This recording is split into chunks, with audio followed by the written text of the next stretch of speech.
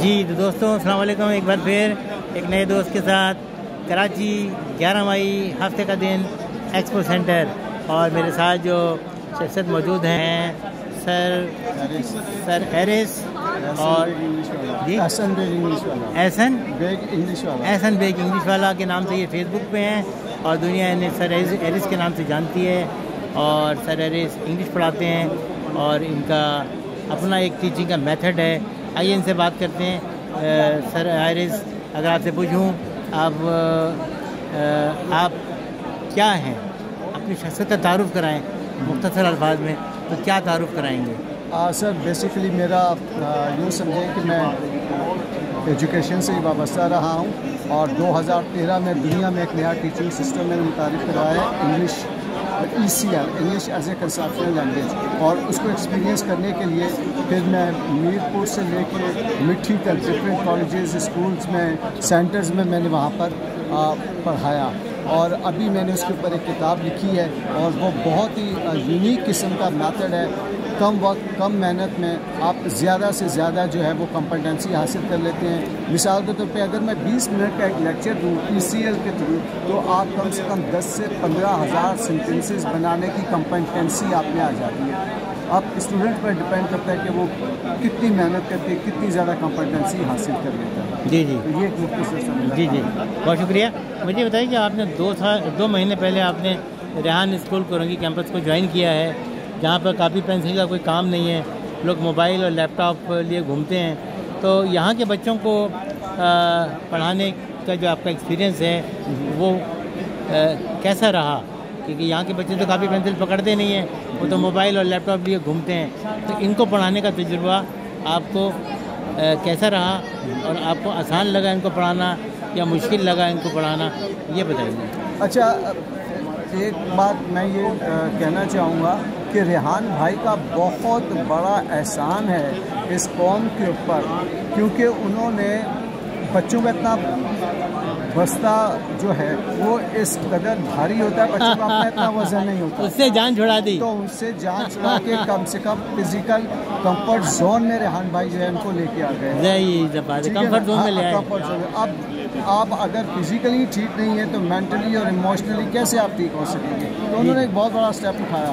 دوسری اس کے اندر بات یہ ہے کہ وہ بستہ، پین، کاپی، کتابیں تو وہ تو رٹا مار رہے تھے، لیکن یہاں ریحان بھائی نے ان چیزوں کو ختم کر کے، جیسے مثال کے طور پہ موبائل یا لیپ ٹاپ پہ وہ ان کو ٹیڈکس، فیس لیس ویڈیوز، اس کے بعد یوں سمجھ لیں کہ ایک پکچر دیتے ہیں، اس کے اوپر وہ بچے اپنی اسٹوری کرتے ہیں، اور کینوا پوسٹ، یہ چیزیں ان کو دے رہے ہیں۔ اور پلس چونکہ دنیا بڑی تیزی سے ترقی کر رہی ہے، تو AI ٹولز وغیرہ یا چیٹ GPT اور اینی کے ساتھ جو ان کا انٹرویو ہے، ان سب کا مقصد یہ ہے کہ ان بچوں کو ہم گرامر نہ بنائیں۔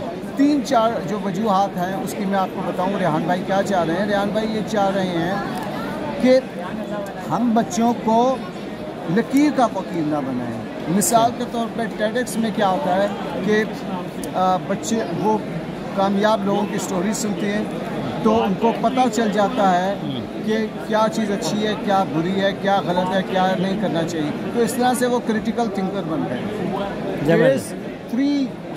فیس لیس ویڈیو جو بنا رہے ہیں اور کینوا پر پوسٹ بنا رہے ہیں، تو ظاہر ہے وہ ساری ان کی اپنی کریٹیوٹی ہے، کون سی آپ نے پکچر اٹھانی ہے، کیا آپ نے اس کے اوپر لکھنا ہے، اور اس سے ان کی ایک ذہنی کیفیت کا بھی پتہ چلتا ہے اور کریٹیوٹی کا بھی پتہ چلتا ہے۔ تیسری چیز جیسے میں نے کہا کہ ایک پکچر دے دی جاتی ہے اور ان کو کہا جاتا ہے کہ آپ اس کے اوپر اسٹوری لکھیں، اس کا مطلب کہ آپ سائیکولوجیکلی کوشچنز کر کے جو آپ ان کی سائیکی جانتے ہیں، اس اسٹوری سے آپ اس اسٹوڈنٹس کی سائیکی جان لیتے ہیں۔ یعنی کہ یہاں پر اس کے علاوہ AI ٹولز ہے اور جو جدید چیزیں ہو رہی ہیں، ریحان بھائی ان اسکولوں میں ان ساری چیزوں کو اپنے اسکول میں بہت اچھے سے پریکٹس کریں۔ جہاں تک انگلش لینگویج کا ہے، میرا خیال ہے وہ سب سے زیادہ امپورٹنٹ ہے، شاید اسی وجہ سے انہوں نے مجھے ہائر بھی کیا ہے۔ دیکھیں، یہ آپ سروسز اپنی بنا لیتے ہیں، اپنی پروڈکٹ، اس کو سیل آؤٹ کرنا ہوتا ہے۔ اب سیل آؤٹ کرنے کے لیے پوری دنیا جو ہے بٹ لگاتی ہے اور اس کے حاصل کرنے کی کوشش کرتے ہیں۔ تو میرا اس سے پہلے کا جو ایکسپیرینس تھا وہ یہی تھا کہ ان کو جتنا زیادہ لکھوایا جائے گا وہ چیزیں ان کے سب کانشیس میں آئیں گی اور وہاں سے وہ ریکال ہو جائے گی، ٹھیک ہے نا. لیکن بچے اس کی جگہ ٹائپ کر رہے ہیں، اور ایک چیز اس میں یہ ہو رہی ہے کہ جیسے ایک بچے نے ٹائپ کر لیا، ایک پکچر اسے کھینچ لی، اب وہ یہاں سے ٹائپ کرے اور اس نے سارے دوستوں کو شیئر کر دی. مطلب یہ چانسز ہو سکتے ہیں، اور اس سے پھر یہ کہ وہ جو بچوں کی جو لرننگ ہے وہ افیکٹ ہو سکتی ہے. اس میں بہت زیادہ چیک اینڈ بیلنس کی ضرورت ہے. تو ابھی تک اسی ایکسپیرینس پہ چل رہے ہیں. نہیں تو باقی یہ ہے کہ جو میرا اپنا ECL کا جو سسٹم ہے وہ بچے کو سمجھا دیتا ہے. بات یہ ہے کہ یہ کتنا زیادہ اس کو اگر لکھ نہیں سکتے تو آنیسٹلی اگر ٹائپ کریں گے تو آلموسٹ وہی رزلٹ آ جائیں گے جو کہ اچھے آنے چاہیے. اور میں سمجھتا ہوں کہ آنے والے وقت میں ابھی بھی ہمارے کچھ بچے ہیں جنہوں نے ماشاءاللہ سے اس کو کرنے کی کوشش کی ہے. اور میں بہت پرامید ہوں کہ اب دیکھیں کہ بہت سارے یہاں ایکسپو میں بھی رش لگا ہوا ہے، لوگ جان رہے ہیں کہ کیا چیز کی ہے. کچھ لوگ فرینچائز لینا چاہ رہے ہیں، کچھ ہماری آلریڈی برانچز جو ہیں وہ کھل گئی ہیں.